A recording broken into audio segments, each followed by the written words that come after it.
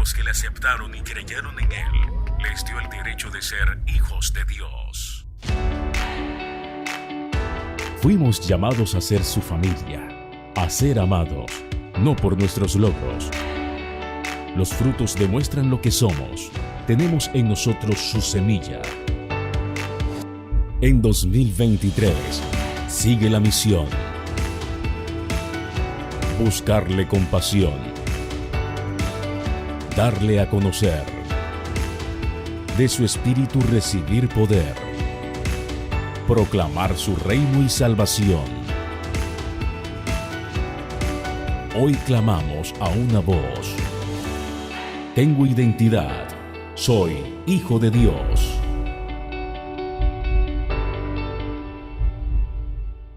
Abra su Biblia conmigo en el Evangelio según San Lucas, capítulo 14.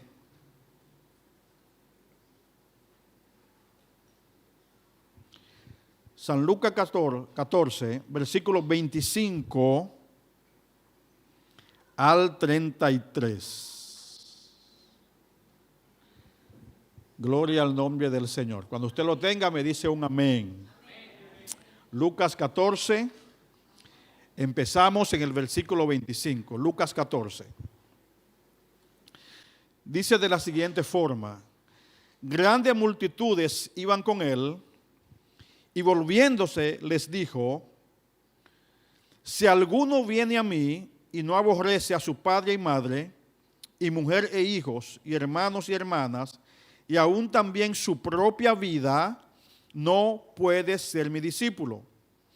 Y el que no lleva su cruz y viene en pos de mí, no puede ser mi discípulo.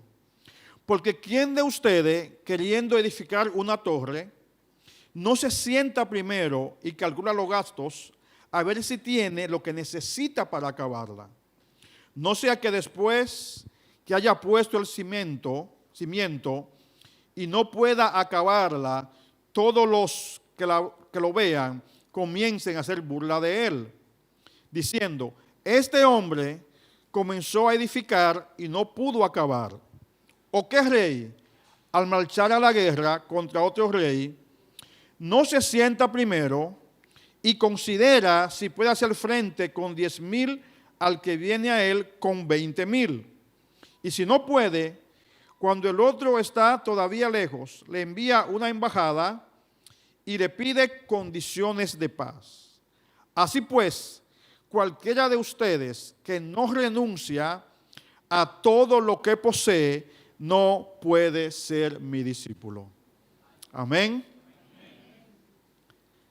Tremenda lectura, ¿verdad? Las exigencias para el discípulo. Cuando Jesús está hablando esta parte de este sermón acá, del capítulo 14, era porque había una gran multitud de personas y entre ellos algunos le habían manifestado su intención de seguirle, de convertirse en sus discípulos, en sus seguidores, para que me entiendan bien.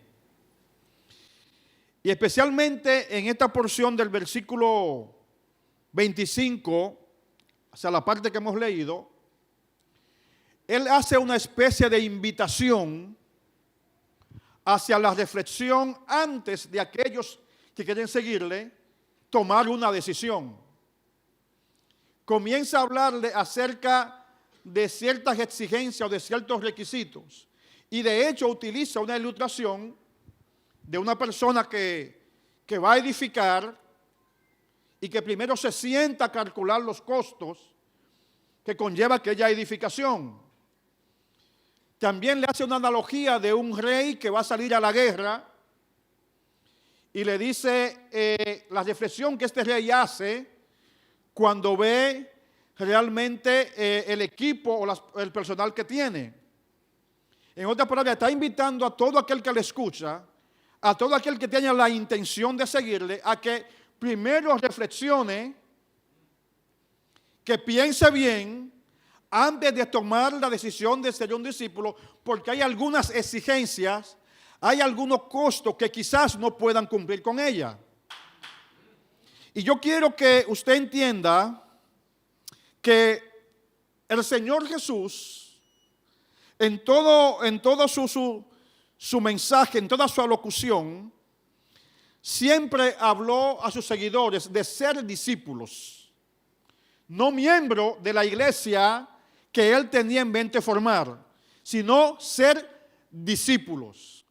Y si usted lee Mateo capítulo 28, donde se habla de la gran comisión, usted va a encontrar que el mandato que él les da a sus discípulos allí y que también nos da a nosotros es que hagamos discípulos. Entonces son dos cosas importantes. Primero, que seamos discípulos de Él y luego que hagamos discípulos. Ahora bien, ¿qué es un discípulo? ¿Qué es un discípulo? En términos sencillos, un discípulo es una persona que recibe la enseñanza de un maestro. Es una persona que busca todos los medios para recibir una asesoría, una mentoría y establecer una relación mentor-maestro o mentor-alumno, para que me entienda mejor. Por ejemplo, la palabra griega que se usa para discípulo es la palabra matetes y significa a un estudiante o a un individuo que tomó la decisión, escúcheme bien, una persona que tomó la decisión de aprender a través de una relación. En la Biblia, el discipulado no se llevaba a cabo como nosotros lo hacemos hoy día, sino que en la Biblia el discípulo se iba a vivir, si era posible, a la casa del maestro. Es lo que se llama criarse bajo los pies de algún maestro. Se iba a vivir para ver lo que hacía, los hábitos, la costumbre, y ese maestro se convertía en el modelo a seguir en la vida de esa persona. Entonces, cuando Dios o el Señor nos llama a nosotros a ser maestro, a ser discípulo, nos está hablando de algo más que ser miembro de una congregación. Porque no es lo mismo ser miembro de la iglesia que ser un discípulo. Ahora, todo miembro debería de ser un discípulo, pero en la práctica es otra cosa. ¿Me están entendiendo? Ahora bien, un discípulo también se define como alguien que se somete, y quiero que usted subraye esa palabra allí, se somete a la disciplina de alguien. Sigue a su maestro en su estilo de vida. Defiende las ideas del maestro y defiende los métodos que el maestro utiliza para enseñar. De hecho, la palabra discípulo proviene de la palabra disciplina. Alguien que se somete a un régimen. Alguien que se somete a un método. No sé si me están captando. Y es muy interesante que nosotros podamos entender esto. Porque precisamente en el texto que leímos, Jesús varias veces menciona varios requisitos, varias exigencias, y dice que el que no cumple con eso no puede ser su discípulo. No puede ser su discípulo. Conmigo, necesito que reflexionemos sobre esto. Entonces, tomando todo esto en consideración, yo quiero mencionar solamente 3 exigencias que el Señor Jesús menciona, no solamente en Lucas capítulo 14, no solamente en ese pasaje bíblico, sino en otros versículos bíblicos que son análogos, que son igual a este que hemos leído, pero que conllevan tal vez algunos detalles adicionales y que pueden ser aclaratorios y muy interesantes para nosotros. Quiero mencionar al menos 3 exigencias para el discípulo. Y una de ellas la podemos encontrar ahí mismo en el libro de Lucas, en el capítulo 9 ahora, versículo 23 y versículo 34. Dice, si alguno quiere venir en pos de mí, niéguese a sí mismo. Usted va a ver que lo que leímos en Lucas tiene mucha relación con esto que aparece aquí. Si alguno quiere venir en pos de mí, si alguno quiere ser mi discípulo, si alguno quiere seguirme, niéguese a sí mismo. Tome su cruz cada día y sígame. Verso 24. Porque todo el que quiera salvar su vida, la perderá. Y todo el que pierda su vida por causa de mí, por ser mi discípulo, este la salvará. Ahora, si usted observa el versículo 22 de ese capítulo 9, usted va a encontrar que Jesús menciona al menos 4 cosas que guardan una relación con lo que continúa en el versículo 23 y 24. Por ejemplo, él le está diciendo a sus seguidores, es necesario, verso 22, que el Hijo del Hombre padezca muchas cosas. Diga conmigo, padecimiento. Es necesario que el Hijo del Hombre padezca muchas cosas. Y luego dice, y sea desechado por los ancianos, por los principales sacerdotes y por los escribas. Diga conmigo, rechazo. Rechazo. Entonces, padecimiento, rechazo. Y luego dice, y que sea muerto. Diga conmigo, morir. Y por último, y resucite el tercer día. Diga conmigo, resurrección. O sea, él le está diciendo a sus seguidores, miren, hay 4 cosas que van a pasar conmigo. 4 cosas. Muchos padecimientos. Muchos rechazos, especialmente del ala religiosa. Muchos padecimientos del ala religiosa. Muchos rechazos. Muerte. Lo que me espera es la muerte, pero también hay una resurrección. Ahora, es importante analizar por qué Jesús está diciendo esto.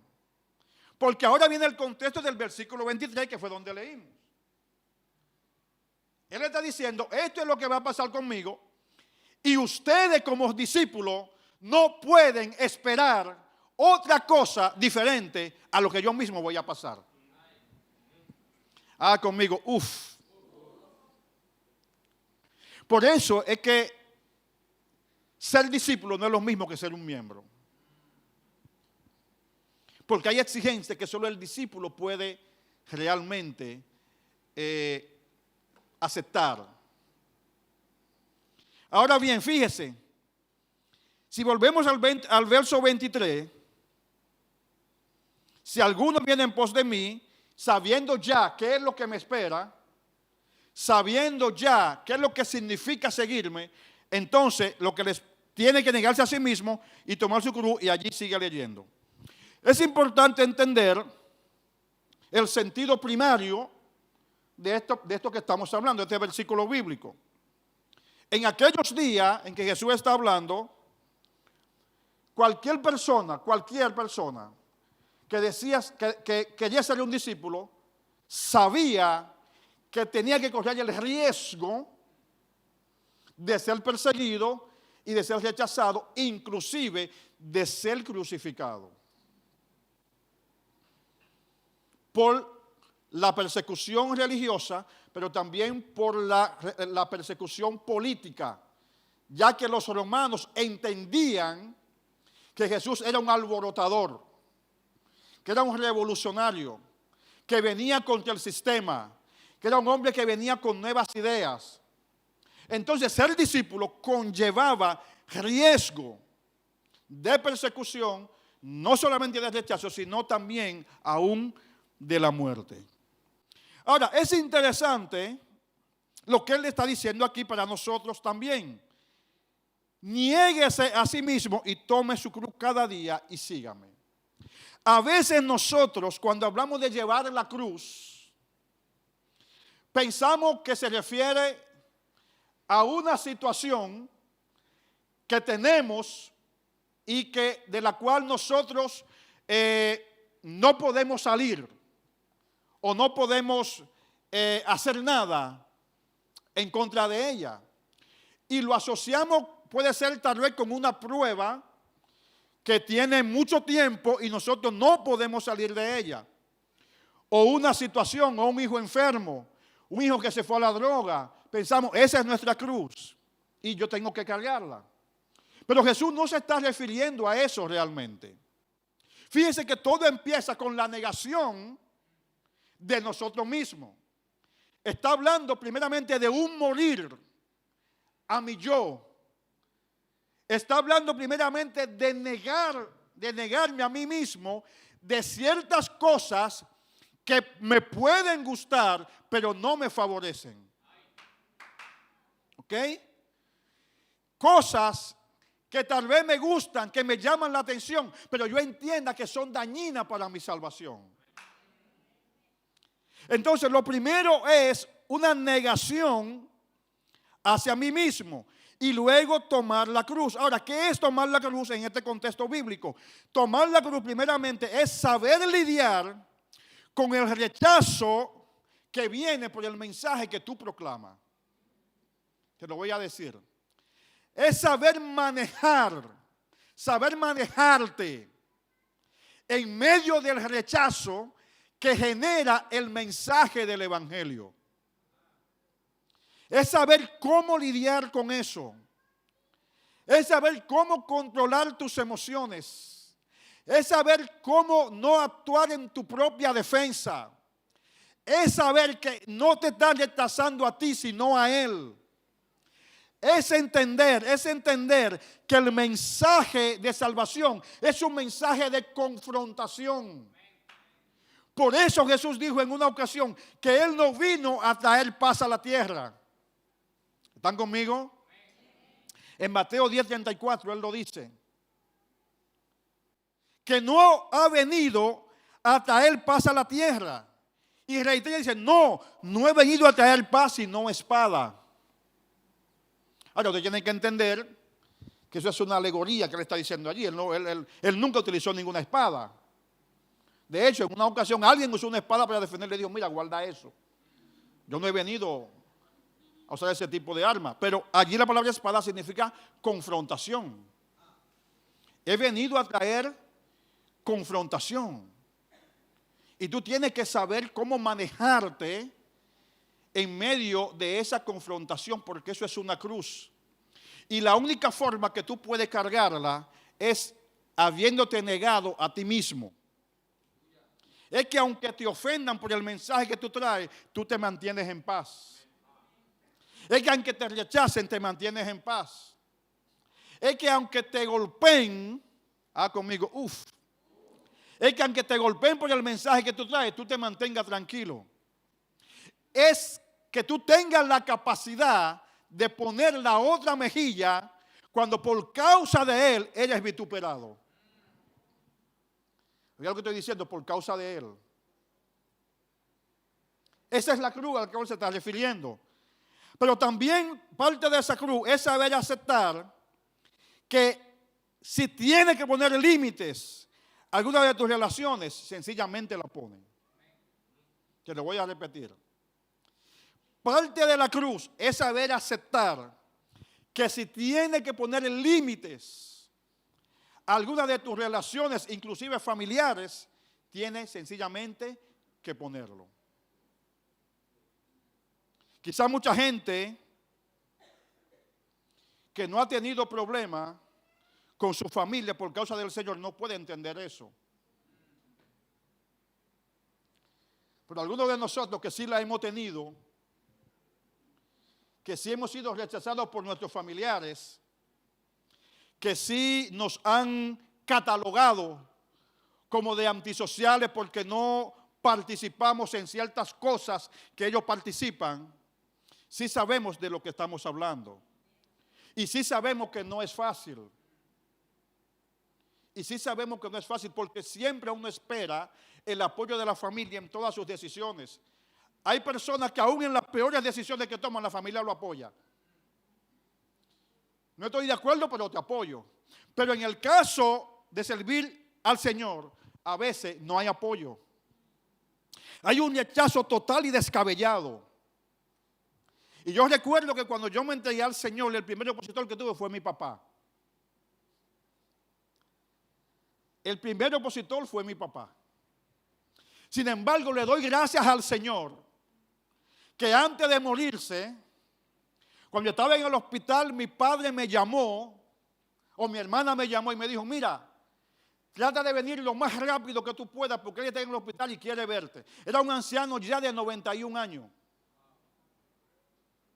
Él quiere verte, no sabemos lo que pasa, él no le ha dicho a nadie, pero él quiere verte.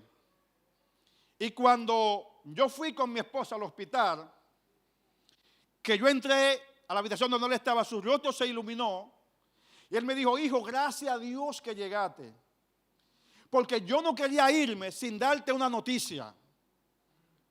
Y yo, ¿qué pasó? Me dice, yo antes de enfermarme, entré a una iglesia cristiana, en una de esas donde tú predicas, y entregué mi vida al Señor. Y ahora soy creyente, ahora soy cristiano. Y ahora sé de todo lo que tú me decías. Pero fue una batalla. Y salió del hospital, yo tuve una semana allá, salió del hospital, fue a la casa, como que todo estaba bien, pasamos una semana. Yo creo que la mejor semana que pasé en mi vida con mi padre fue esa. Hablando, compartiendo, tantas cosas. Llegué a Curazao en la mañana, en la tarde me llamaron que se murió. Se fue con el Señor. Entonces, el que no ha pasado por la oposición de la familia, tal vez no entiende ciertas cosas. Pero no es fácil, pero hay que hacerlo. Jesús le exige a sus discípulos, ahí mismo en Lucas 14:26, dice, si alguno viene en pos de mí y no aborrece, la palabra aborrecer allí no es odiar, para que me entienda eso, se lo voy a explicar, pero dice, y no aborrece a su padre y madre, y su mujer e hijos y hermanos y hermanas, y aún también su propia vida, no puede ser mi discípulo. En otras palabras, el que no es capaz, el que no tiene la capacidad de amarme o elegirme por encima, eso significa aborrecer, elegir por encima del amor a su madre, del amor a su padre, del amor a su hermana y del amor aún a su propia vida, no puede ser mi discípulo. Diga conmigo, como que usted pensaba que era más fácil, ¿no? Así también pensaba yo que era más fácil. Porque iba a una iglesia que había cerca de la casa, era una iglesia bautista. Y yo me paraba en la puerta y veía a la gente tan bonita, tan linda, tan sana. Y yo decía, wow, pero esa gente tiene que ser perfecta. Eso allí, eso como que ese amor salía por la puerta y te tocaba. Y todo ordenadito. ¿Sabes que los bautistas son muy ordenaditos? Y todo eso. Pero esa no es la realidad. No sé si me están entendiendo. Esa no es la realidad. Ahora, como decía, las personas que son aprobados por su familia no lo ven difícil. Para ellos esto es fácil, pero realmente no es tan fácil. Es una cruz muy pesada. Es una cruz muy fuerte, pero hay que cargarla. Dígale a alguien, hay que cargarla. Hay que cargarla. No podemos desecharla. No podemos desecharla. Por eso el verso 24 dice que el que quiere salvar su vida, o sea, el que desecha su cruz, porque se ama demasiado, porque no quiere negarse a ciertas cosas, entonces no puede ser su discípulo. Dice, el que quiere salvar su vida, la va a perder. ¿Estamos acá? La va a perder. Fíjate que esta enseñanza viene en una conexión. Hay muchas personas que no se van a perder porque son viciosos, que no se van a perder porque son alcohólicos, que no se van a perder porque son drogadictos, sencillamente porque no son capaces de negarse a sí mismos ante ciertas situaciones. Sencillamente porque no son capaces de soportar el peso que conlleva la cruz de ser cristiano. No son gente mala, pero viven centrados en sí mismos. Su yo es demasiado fuerte. Diga conmigo, uff. Son personas que simplemente quieren hacer con su vida lo que les gusta hacer. Y no solamente con su vida, con su tiempo, con sus recursos. Con todas estas cosas. No son capaces de negarse a sí mismos.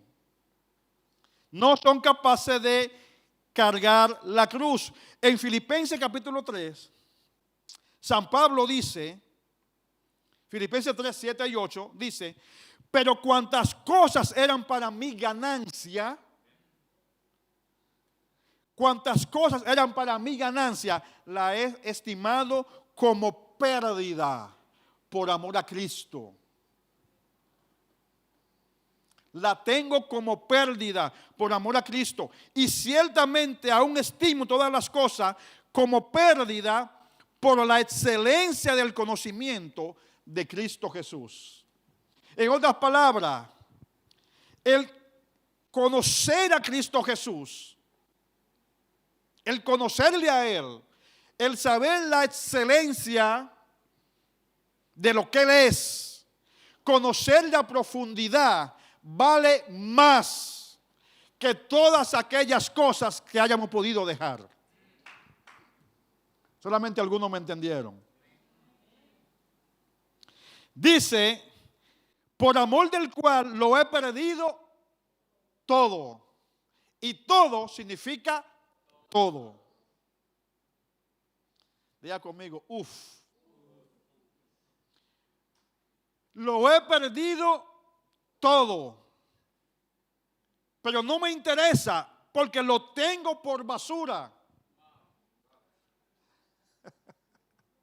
O sea, ese todo que he perdido no es importante en mi vida porque lo tengo como basura. ¿Por qué? Porque ahora tengo la verdadera riqueza, que es Cristo. ¿Estamos acá? Entonces, San Pablo estaba claro en sus pensamientos y en sus convicciones. Estaba dispuesto inclusive a morir si era posible.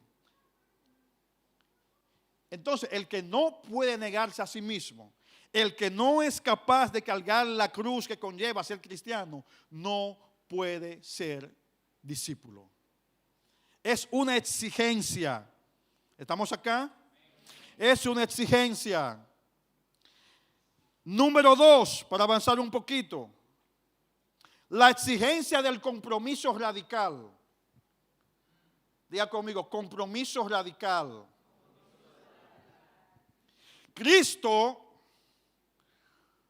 cuando llamó a sus discípulos o cuando habla de aquellos que quieren seguirle como discípulos, le enseña que tienen que ser radical.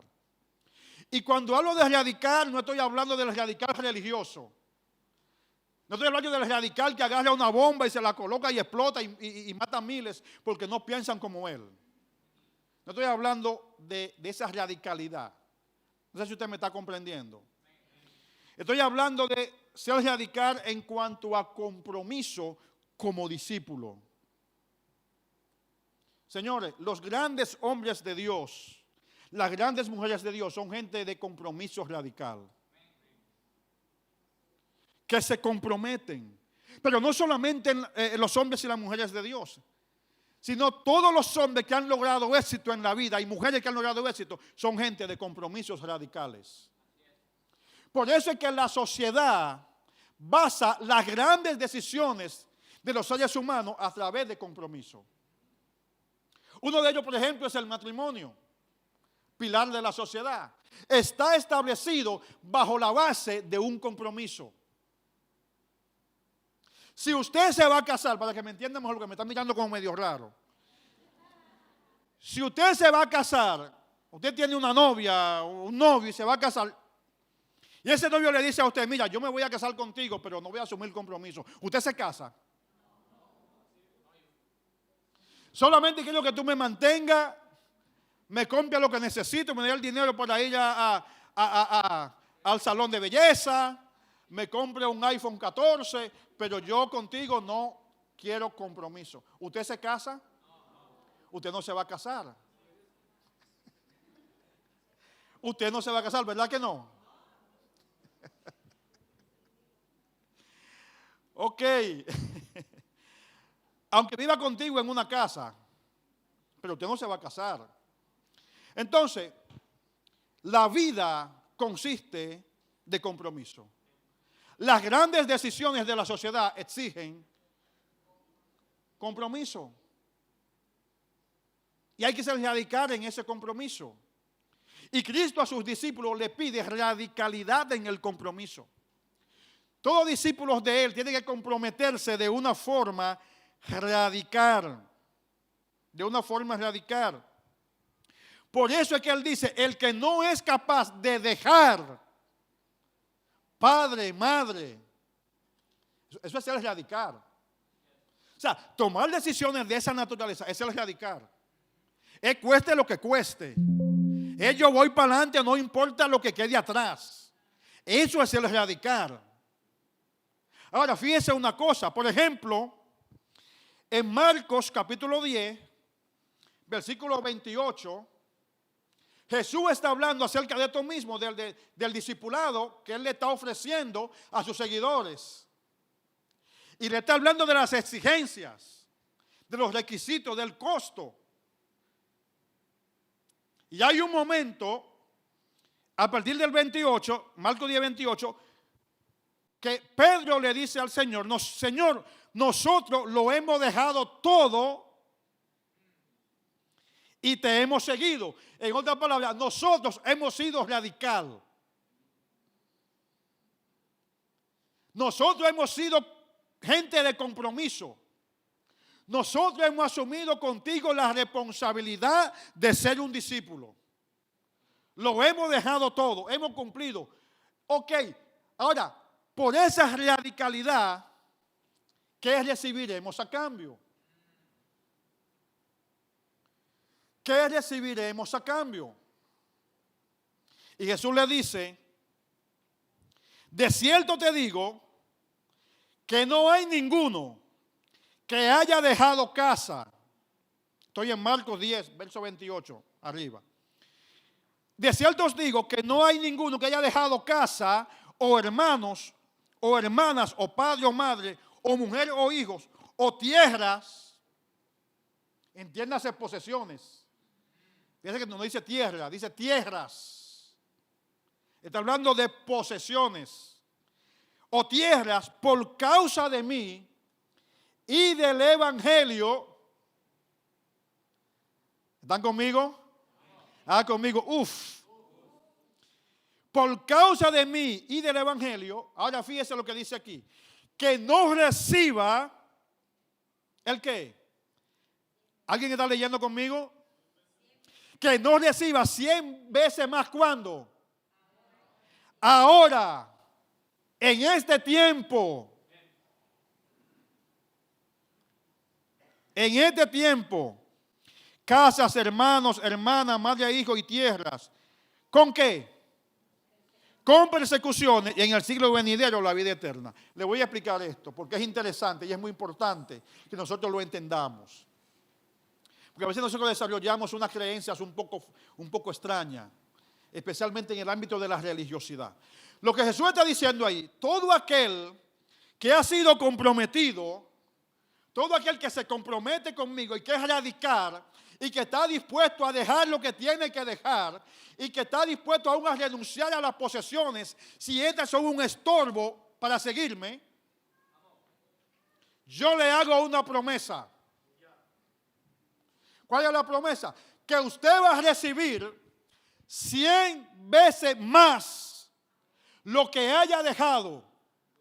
Lo va a recibir en este tiempo. No es cuando me muera. No es en la gloria, es ahora. Es sobre esta tierra. Es en este tiempo. Usted va a recibir 100 tanto más. Con persecuciones, sí, pero lo voy a recibir.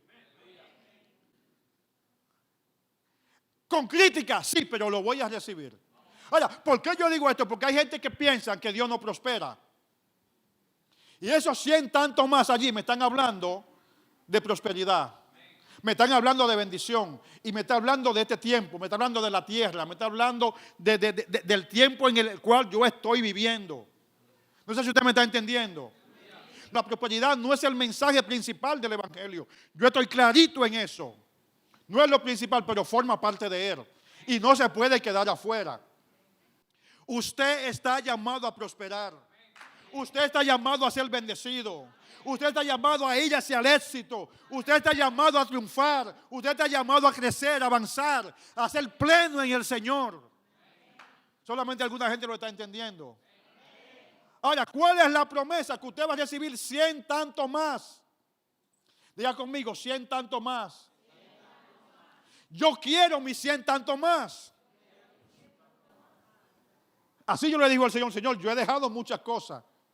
Y tú sabes que yo he dejado muchas cosas, pero me agarro de esa promesa de que tú me darás 100 tanto más lo que yo he dejado.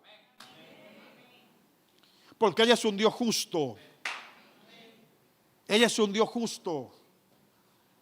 100 tanto más. Yo le digo a la gente en la iglesia, fíjense, la Biblia dice, en una ocasión Jesús estaba con sus discípulos y le hicieron un regalo de un perfume costoso, muy costoso, y se lo derramaron el perfume y alguien dijo, esto es un desperdicio.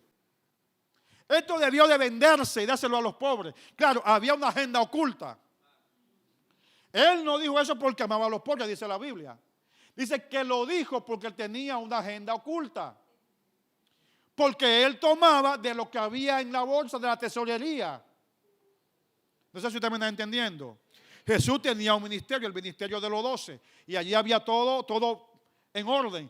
Y a mí me parece, aunque eso es una enseñanza, pero a mí me parece muy impresionante que Jesús, teniendo un contable que era Mateo, puso a Judas como tesorero.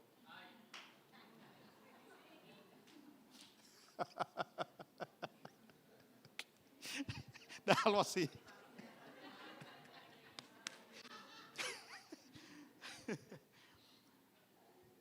Era para darle chance a que mostrara su honradez.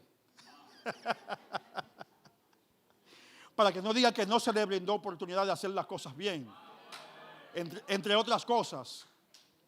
Ahora bien, cuando sucede este acontecimiento que le estoy narrando, la Biblia dice que Jesús dijo, a los pobres ustedes siempre lo tendrán con ustedes. Escuche bien. En otra versión dice, los pobres siempre estarán entre ustedes. Pero yo no siempre voy a estar. Ahora, esto significa que siempre van a existir pobres. No sé si usted me está entendiendo. Siempre van a existir personas pobres porque Él lo dijo. Pero no significa que tiene que ser usted.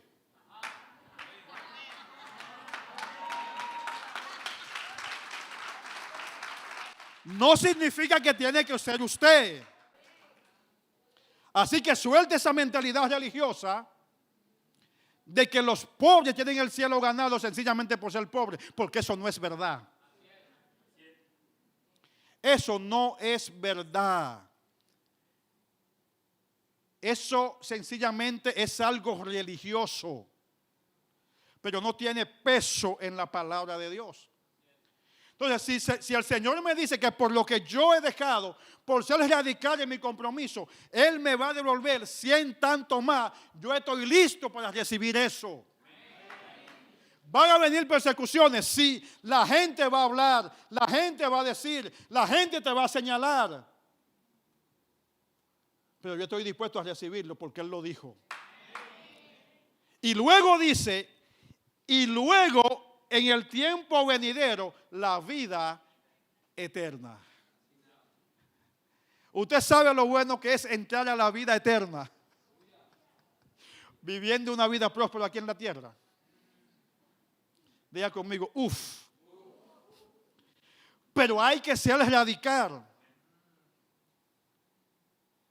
La responsabilidad del Señor es con aquellos que se han comprometido. Y el discípulo tiene que entender que tiene que ser una persona comprometida con la causa de Él. Por eso Él dice, por causa de mí y del Evangelio. Es decir, por causa de mí y de la misión que me fue encomendada. Tenemos que ser radical en eso. Radical con nuestros recursos. Radical con nuestro tiempo. Hacer lo que tenemos que hacer para que el Evangelio crezca, que vaya hacia adelante. No sé si ustedes me están entendiendo, porque hay gente que se goza cuando uno le enseña estas cosas, pero son radicales con muchas cosas, pero con su tiempo y recursos hay problemas. Eso no es aquí, eso es en otra iglesia. Y yo he aprendido a ser radical con esas cosas. Alguien decía, en día pasado, un pastor que vino de Holanda tenía una actividad, un joven, y él decía, una de las cosas que me quedó fue aprender a dar radicalmente. A ser dadivoso radicalmente. Diga conmigo, uff. Allá hay problema. Allá hay problema porque nosotros no hemos entendido que el dar y el manejo de la finanza es un asunto espiritual. Completamente espiritual. De hecho, la Biblia dice que el dinero es un Dios. El dinero es un Señor. El dinero, según la Biblia, no es un medio de intercambio. Es un Dios. Es un Señor que compite con el Señor Jesús por el trono de tu corazón. Y de hecho, déjeme decirle que la herramienta que Satanás más utiliza para esclavizar a las personas es el dinero. Diga conmigo, uff. Hay personas que usted le puede tocar todo lo que sea. Hasta su familia. Hasta su madre y su padre. Pero no le toque su finanza. Porque pierden los estribos. Se vuelven locos. Pierden el control. Se deprimen. Se quitan tantas cosas. Tantas cosas.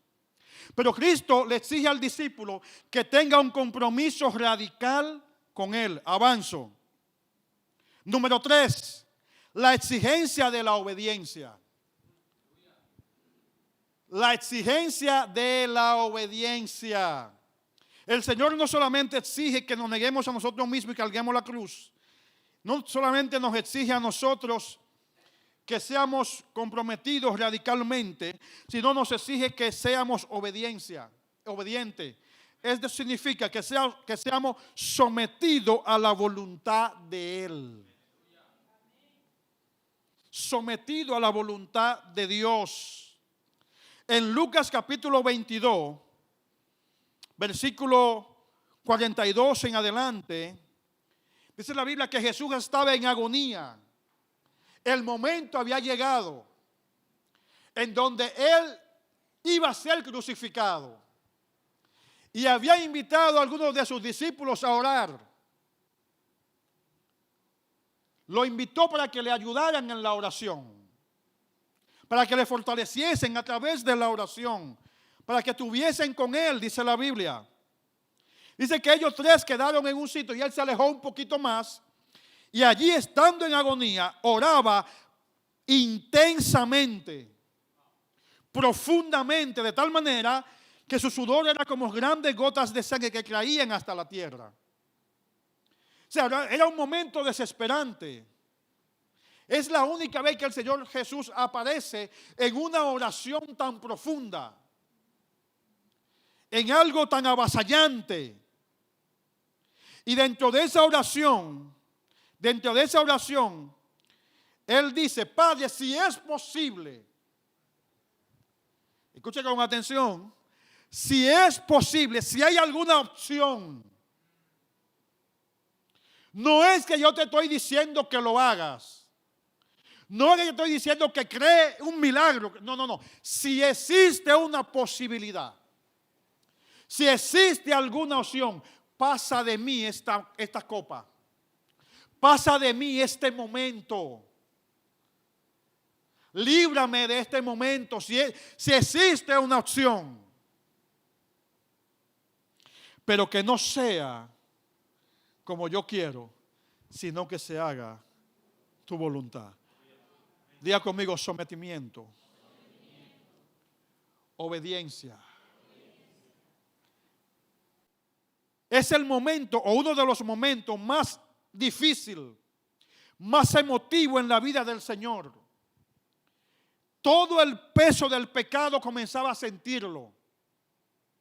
Su sudor era como grandes gotas de sangre, dice la Biblia. Era algo pesado, algo fuerte.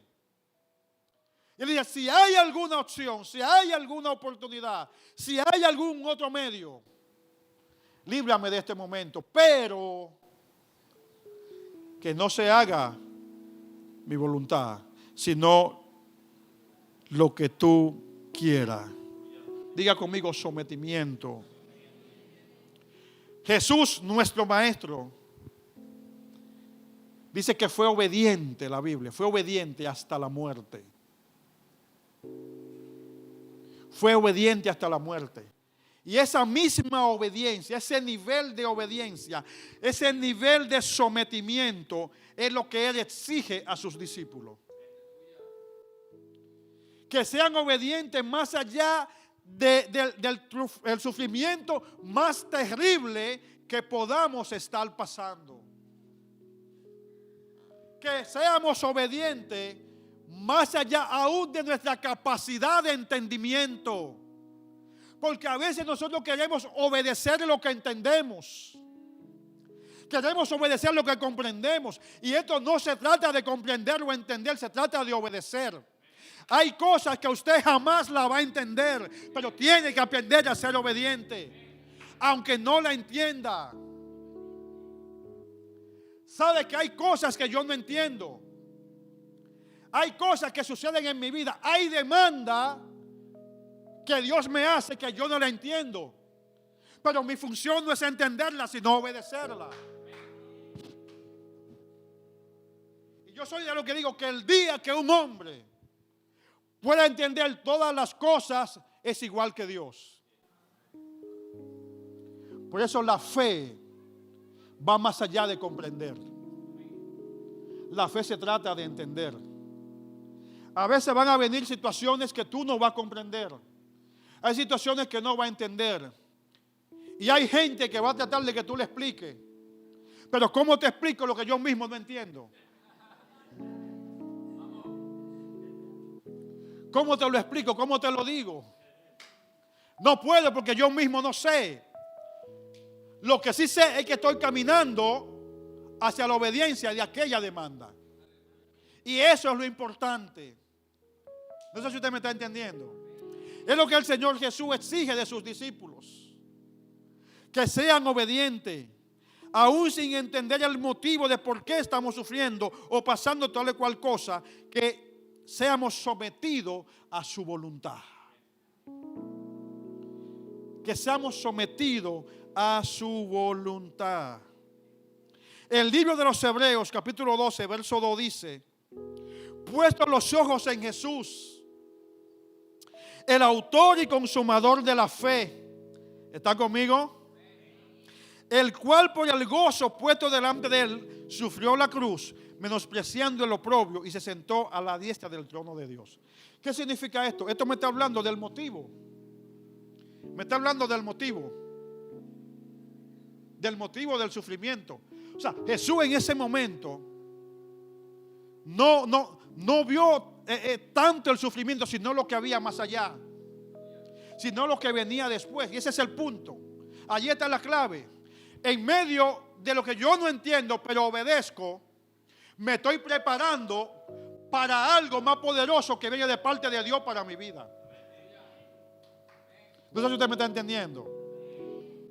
Dice que Jesús sufrió y aceptó el sufrimiento y estuvo en poco la vergüenza, porque Él sabía que más allá de eso había un trono que le esperaba. Por eso, cuando Él empieza esta narración de Lucas 14 que hemos leído, en el verso 22, Él le habla de que iba a padecer muchas cosas, iba a ser perseguido por los religiosos, iba a ser muerto, pero al final dice, pero también resucitaré. En otras palabras, yo les pongo a ustedes delante las exigencias para ser mis discípulos. Piénsenla, analícenla, como hace el que va a edificar una torre. Analícenla como lo que hace un rey cuando va a la guerra, porque de esto se trata. Ser discípulo es ser un edificador, pero también es ser un guerrero. Ahora, piénsenlo bien, van a tener guerra. Piénsenlo bien.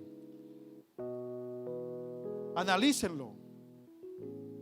Porque hay exigencias. Pero después de todas esas exigencias, hay bendición. Así como hay persecución, así como hay rechazo, así como hay muerte, también hay resurrección. Así que en esta noche, mi amado hermano y hermana, yo no sé realmente cómo ha vivido la vida cristiana durante todo el tiempo de conocimiento que tú tienes acerca de Dios. No sé cómo ha sido tu entrega a Él como tu maestro. No sé cuál ha sido el tipo de relación que usted ha desarrollado. Si ha sido una relación de miembro, de venir a una iglesia, de participar de la actividad, o si es una relación de un discípulo. No sé. Pero cuál que haya sido, en esta noche, a través de esta reflexión, yo te hago un llamado a que analice tu estilo de vida, a que analice tu relación con Él, a que descubra en cuáles áreas de tu vida todavía no has sido radical, todavía no has sido comprometido, en qué área de tu vida todavía no ha habido una entrega del 100%, porque Jesús no trabaja con menos del 100% del corazón del ser humano. No trabaja con el 95 ni el 50, es con el 100%. ¿En qué lugar está tu tiempo? ¿En qué lugar están tus posesiones? ¿En qué lugar está tu familia? ¿En qué lugar está tu trabajo con respecto al Señor? No me conteste, por favor. Solo analice. Piense, ¿por qué es tan difícil? ¿Por qué es tan difícil para ti? Hágalo personal, hágalo personal. Tómelo personal. ¿Por qué es tan difícil para mí? ¿Por qué ha sido tan fuerte para mí desarrollar una vida de entrega total hacia Él? Si cuando todo lo que Él me ha prometido es bueno. Si cuando en realidad todo lo que he tenido que dejar o tengo que dejar, Él me promete devolvérmelo más abundantemente. ¿Por qué ha sido tan difícil entregar ciertas áreas de mi vida hacia Él? Así que en esta noche te quiero dejar con esa reflexión. Quiero que te pongas de pie un momento. Y que con sinceridad de corazón, desde la profundidad de tu ser, tú tomes unos minutos, solamente unos minutitos breves, para que reflexione y hable con Él. Y si hay áreas en tu vida en la cual todavía tú no has sido radical, si entiende que todavía tu obediencia no es en el nivel que Él exige, que tu compromiso no es en el nivel que Él exige, quiero que hables con Él en esta noche, que te presente delante de Él y le pida fuerzas para cumplir con las exigencias que Él demanda. Tengo identidad. Soy hijo de Dios.